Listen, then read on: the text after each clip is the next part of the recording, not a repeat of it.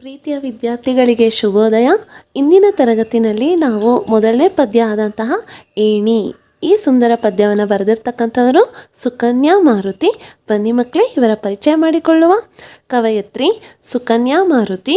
ಇವರ ಕಾಲ 1956. ಇವರು ಹುಟ್ಟಿರ್ತಕ್ಕಂಥ ಸ್ಥಳ ನೋಡೋದಾದರೆ ಬಳ್ಳಾರಿ ಜಿಲ್ಲೆಯ ಕೂಡ್ಲಿಗಿ ತಾಲೂಕಿನ ಕೊಟ್ಟೂರು. ಇವರು ರಚಿಸಿರ್ತಕ್ಕಂತಹ ಕೃತಿಗಳನ್ನು ನೋಡುವ.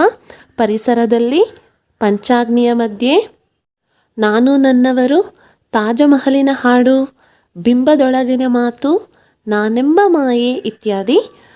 ಮಕ್ಕಳೇ, ಇವರು ದಲಿತ ಬಂಡಾಯ ಕಾವ್ಯ ಮಾರ್ಗದ ಪ್ರಮುಖ ಕವಿಗಳಲ್ಲಿ ಒಬ್ಬರು ಅಂತಲೇ ಹೇಳಬಹುದು. ಹಾಗೂ ಇವರು ಮಾಡಿರ್ತಕ್ಕಂಥ ವೃತ್ತಿ ನೋಡೋದಾದರೆ ಕರ್ನಾಟಕ ವಿಶ್ವವಿದ್ಯಾನಿಲಯದ MA ಪದವಿ ಪಡೆದು ಧಾರವಾಡದ JSS ಕಾಲೇಜಿನಲ್ಲಿ ಕನ್ನಡ ಪ್ರಾಧ್ಯಾಪಕಿಯಾಗಿ ಕೆಲಸ ನಿರ್ವಹಿಸಿದ್ದಾರೆ. ಹಾಗೂ ಈ ಏಣಿ ಕವನವನ್ನು ಅವರ ಸಮಗ್ರ ಕವನ ಸಂಕಲನ ಕೃತಿಯಿಂದ ಆರಿಸಿಕೊಳ್ಳಲಾಗಿದೆ. ಸೊ ಹಾಗಾಗಿ ಮಕ್ಕಳೇ, ಆಯ್ಕೆ ಯಾವುದು? ಸಮಗ್ರ ಕವನ ಸಂಕಲನ. ಈಗ ನೆಕ್ಸ್ಟ್ ಮೇನ್ ಪದಗಳ ಅರ್ಥ ನೋಡುವ. ಆಸರೆ, ಆಶ್ರಯ. ಆಸರೆ ಅಂದರೆ ಆಶ್ರಯ. ಕರಗು, ಸ್ಪಂದಿಸು. ತ್ರಿಶಂಕು, ಇಕ್ಕಟ್ಟಿನಲ್ಲಿ ಸಿಲುಕಿದವ. ಪಾಡು, ಅವಸ್ಥೆ ಅಥವಾ ಸ್ಥಿತಿ. ಶಿಖಂಡಿ, ನಪುಂಸಕ. ಏಣಿ, ಮೇಲೇರಲು ಬಳಸುವ ಸಾಧನ, ನಿಚ್ಚಣಿಕೆ. ಕಾಳಜಿ ಅಂದರೆ ಜಾಗರೂಕತೆ ಅಥವಾ ಆಸಕ್ತಿ, ತುಡಿತ. ನಮ್ರತೆ, ವಿನಯ, ವಿಧೇಯ, ಬಾಗಿದ. ಬುನಾದಿ, ತಳಪಾಯ ಅಥವಾ ಅಡಿಪಾಯ. ಹಮ್ಮು ಅಂದರೆ ಸೊಕ್ಕು ಅಥವಾ ಮದ. ಈಗ ನೆಕ್ಸ್ಟ್ ಮೇನ್ ಪ್ರಶ್ನೆಗಳು. ಆಮೇನ್ ಕೆಳಗಿನ ಪ್ರಶ್ನೆಗಳಿಗೆ ಒಂದು ವಾಕ್ಯದಲ್ಲಿ ಉತ್ತರಿಸಿರಿ. ಮೊದಲನೇ ಪ್ರಶ್ನೆ ನೋಡುವ. ಏಣಿ ಜನರಿಗೆ ಮಾಡಿದ ಉಪಕಾರವೇನು ಅಂತ ಕೇಳ್ತಾ ಇದ್ದಾರೆ.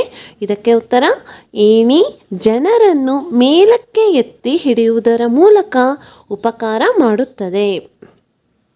ಎರಡನೇ ಪ್ರಶ್ನೆ, ಏಣಿಯನ್ನು ಬಳಸಿ ಮೇಲೇರಿದವರಿಗೆ ಏಣಿ ಹಾಕುವ ಸವಾಲು ಏನು? ಉತ್ತರ, ಏಣಿಯನ್ನು ಬಳಸಿ ಮೇಲೆ ಏರಿದವರು ಹೇಗೆ ಇಳಿಯುತ್ತಾರೆಂದು ಏಣಿ ಸವಾಲು ಹಾಕುತ್ತದೆ. ಎರಡನೇ ಪ್ರಶ್ನೆ, ಏಣಿಯನ್ನು ಬಳಸಿ ಮೇಲೇರಿದವರಿಗೆ ಏಣಿ ಹಾಕುವ ಸವಾಲು ಏನು? ಉತ್ತರ, ಏಣಿಯನ್ನು ಬಳಸಿ ಮೇಲೆ ಏರಿದವರು ಹೇಗೆ ಇಳಿಯುತ್ತಾರೆಂದು ಏಣಿ ಸವಾಲು ಹಾಕುತ್ತದೆ. ಮೂರನೇ ಪ್ರಶ್ನೆ, ಕವಯತ್ರಿ ತ್ರಿಶಂಕುಗಳು ಎಂದು ಯಾರನ್ನು ಕರೆದಿದ್ದಾರೆ ಅಂತ ಕೇಳ್ತಾ ಇದ್ದಾರೆ. ಇದಕ್ಕೆ ಉತ್ತರ, ಕವಯತ್ರಿ ತ್ರಿಶಂಕುಗಳು ಎಂದು ಮೇಲಂತಸ್ತಿನ ಮಾನವನನ್ನು ಕರೆದಿದ್ದಾರೆ. ಈಗ ನಾಲ್ಕನೇ ಪ್ರಶ್ನೆ, ಮೇಲೇರಿದವರು ತ್ರಿಶಂಕುಗಳು ಆಗುವುದು ಯಾವಾಗ? ಉತ್ತರ, ಸಹಾಯ ಮಾಡಿದವರನ್ನು ಮರೆತಾಗ ಮೇಲೇರಿದವರು ತ್ರಿಶಂಕುಗಳು ಆಗುತ್ತಾರೆ. ಐದನೇ ಪ್ರಶ್ನೆ, ಏಣಿಗೆ ಬೀಳುವ ಭಯವಿಲ್ಲ ಏಕೆ? ಉತ್ತರ, ಆನೆ ಭಾರ ಹೊತ್ತು ಗಟ್ಟಿ ನೆಲದ ಮೇಲೆ ಕಾಲೂರಿದರಿಂದ ಬೀಳುವ ಭಯವಿಲ್ಲ. ಮಕ್ಕಳೇ, ಈಗ ಆಮೇನ್ ಕೆಳಗಿನ ಪ್ರಶ್ನೆಗಳಿಗೆ 3-4 ವಾಕ್ಯಗಳಲ್ಲಿ ಉತ್ತರಿಸಿ. ಮೊದಲನೇ ಪ್ರಶ್ನೆ ಹೀಗಿದೆ. ಏಣಿಯ ಸಹಾಯದಿಂದ ಮೇಲೇರಿದವರಿಗೆ ಏಣಿಯ ಉಪದೇಶವೇನು? ಇದಕ್ಕೆ ಉತ್ತರ, ಏಣಿಯು ಮೇಲಂತಸ್ತು ಯಾವಾಗಲೂ ಶಾಶ್ವತವಲ್ಲ, ಅದು ಸುರಕ್ಷಿತವೂ ಅಲ್ಲ. ಆಕಾಶದಲ್ಲಿ ಎಷ್ಟೇ ಹೊತ್ತು ಹಾರಾಡಿದರೂ ಮತ್ತೆ ಅವರು ಕೆಳಗೆ ಇಳಿಯಲೇಬೇಕು. ಹಾಗೆಯೇ ಸಹಾಯ ಮಾಡಿದವರನ್ನು ಮರೆಯಬಾರದು ಎಂದು ಅವರನ್ನು ಮರೆತರೆ ಅವರಿಗೆ ಒಳಿತಲ್ಲ ಎಂದು ಉಪದೇಶಿಸಿದೆ. ಎರಡನೇ ಪ್ರಶ್ನೆ, ಏಣಿ ಹೇಳಿಕೊಳ್ಳುವ ಕಷ್ಟಗಳೇನು?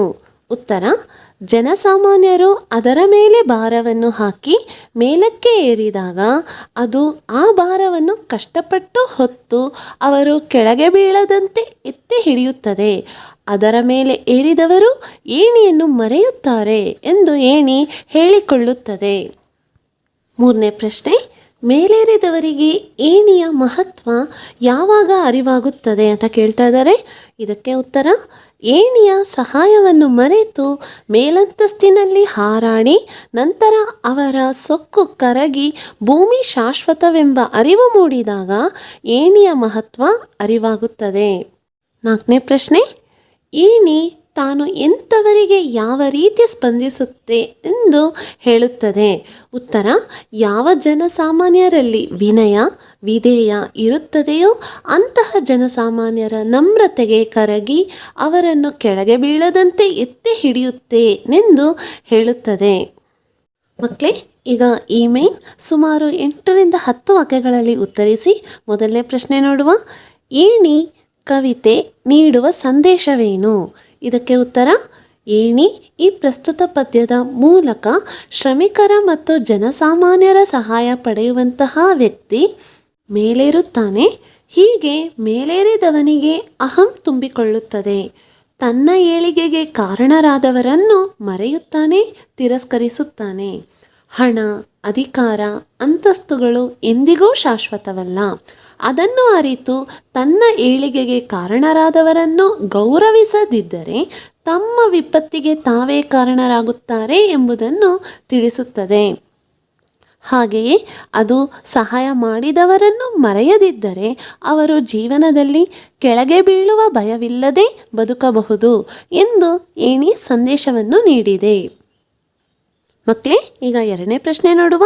ಏಣಿ ಹೇಳಿಕೊಳ್ಳುವ ಸಂಕಟ ಹಾಗೂ ಹಾಕುವ ಸವಾಲುಗಳೇನು?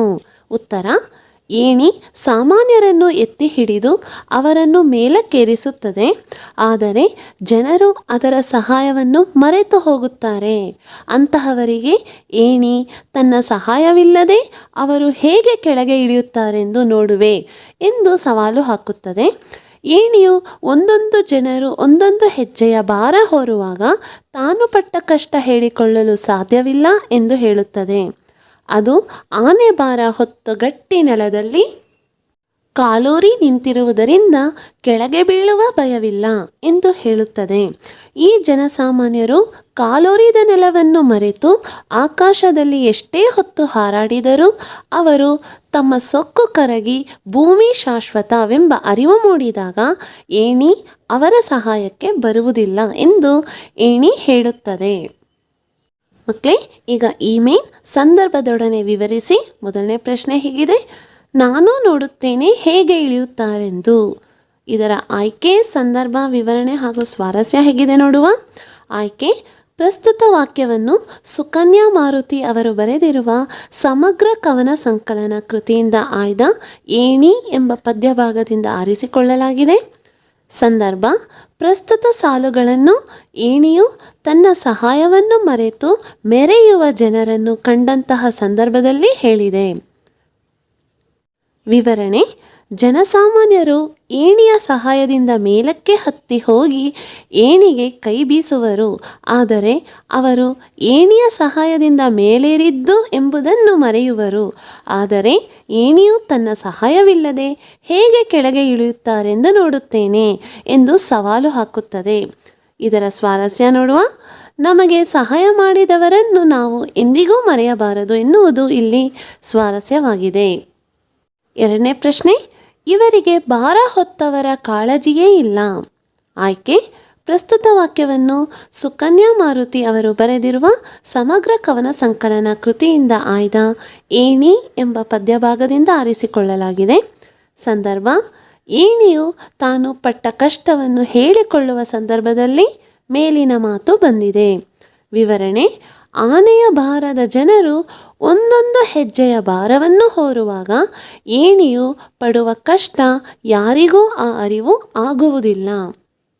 ಅವರು ಯಾವುದೇ ಕಷ್ಟಪಡದೆ ಮೇಲಕ್ಕೇರಿಸಿದವರ ಸಹಾಯವನ್ನು ಮರೆಯುವರು ಎಂದು ಏಣಿ ಹೇಳಿಕೊಳ್ಳುತ್ತದೆ. ಸ್ವಾರಸ್ಯ: ಮೇಲಕ್ಕೇರುವ ಜನರು ತಮ್ಮ ಭಾರವನ್ನೆಲ್ಲ ಹಾಕಿದಾಗ ಏಣಿಯು ತನ್ನ ಕಷ್ಟವನ್ನು ಸಹಿಸಿಕೊಂಡು ಅವರನ್ನು ಮೇಲಕ್ಕೇರಿಸಲು ಸಹಾಯ ಮಾಡುವುದು ಇಲ್ಲಿ ಸ್ವಾರಸ್ಯವಾಗಿದೆ. 3ನೇ ಪ್ರಶ್ನೆ: ನಾನು ತಿರಸ್ಕರಿಸಿದರೆ ಏನು ಮಾಡುತ್ತಾರೆ ಈ ಶಿಕಣಿಗಳು ಅಂತ ಕೇಳ್ತಾ ಇದೆ. ಆಯ್ಕೆ: ಪ್ರಸ್ತುತ ವಾಕ್ಯವನ್ನು ಸುಕನ್ಯಾ ಮಾರುತಿ ಅವರು ಬರೆದಿರುವ ಸಮಗ್ರ ಕವನ ಸಂಕಲನ ಕೃತಿಯಿಂದ ಆಯ್ದು ಏಣಿ ಎಂಬ ಪದ್ಯಭಾಗದಿಂದ ಆರಿಸಿಕೊಳ್ಳಲಾಗಿದೆ. ಸಂದರ್ಭ: ಏಣಿಯ ಸಹಾಯದಿಂದ ಮೇಲಕ್ಕೇರಿದವರು ಕೆಳಗೆ ಇಳಿಯುವಾಗ ಏಣಿಯನ್ನು ನೆನಪಿಸಿಕೊಳ್ಳುವ ಸಂದರ್ಭದಲ್ಲಿ ಏಣಿಯು ಹಾಕುವ ಪ್ರಶ್ನೆಯು ಮೇಲಿನದಾಗಿದೆ.